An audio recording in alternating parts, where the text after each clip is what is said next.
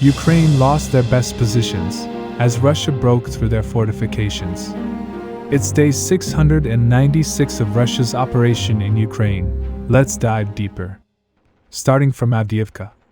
For the past several weeks, Russian armed forces had been carrying out large-scale rotation. Sources from both sides have today reported that the process has been completed. In the several attacks, which were launched by Russian forces 2 days ago, they were attacking with high intensity. So Ukrainian armed forces were forced to reinforce the northern flank with available forces, which left the other areas weak. It appears as if that area was southeast of Avdiivka.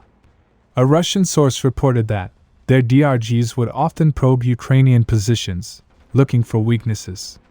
And as a result of redeployment, they found the Ukrainian weak spot. Many of you might not know that this area has seen action for several years. Ukrainians have built this fortification very strong and complex. Basically, each trench is a solid fortress.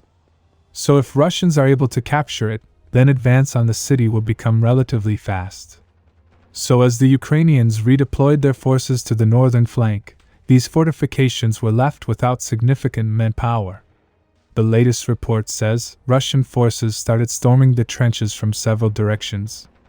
It appears as if their objective was to capture this dacha area, which is basically converted into a fortress. Or at least they wanted to pin Ukrainian forces down, until they put enough pressure on these trench networks, and clear it. So initially they started attacking this area from at least 2 directions. However, they discovered that Ukrainian resistance was high, so they decided to pin them there, and go for these trenches. They started storming them from multiple directions. And they were successful. They broke through the Ukrainian fortification and pushed them back, and took complete control of the fortified trenches. Ukrainian sources say that their forces did not have enough men to defend, so they had to step back. One Russian source even claimed that the operation was so successful that they did not suffer any losses. However, fighting has not stopped. They are attacking Ukrainian positions in the dacha areas and near the restaurant. There is a rumor about the capture of the restaurant, however I was not able to cross-verify it. Even if the recently captured area looks small, it has a very significant value to Russia, because this means that Ukraine has lost their best defensive positions.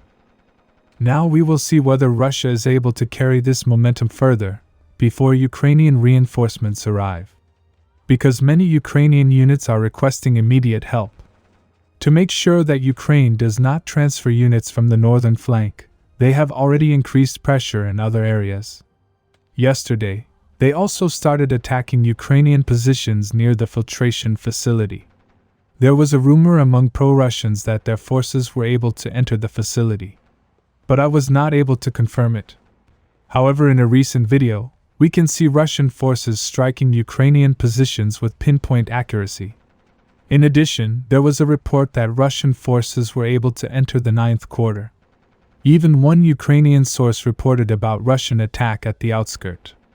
It is a rather big advance, so I will wait for more proof. Now moving to Krinky. Situation remains more or less the same. Ukrainian forces are trying their best to strengthen their positions. Recently, a Russian source shared a video of all the FPV drone strikes. In addition, they were also seen striking houses at the outskirts. Subscribe for more frontline updates. Let me know your thoughts in the comments down below.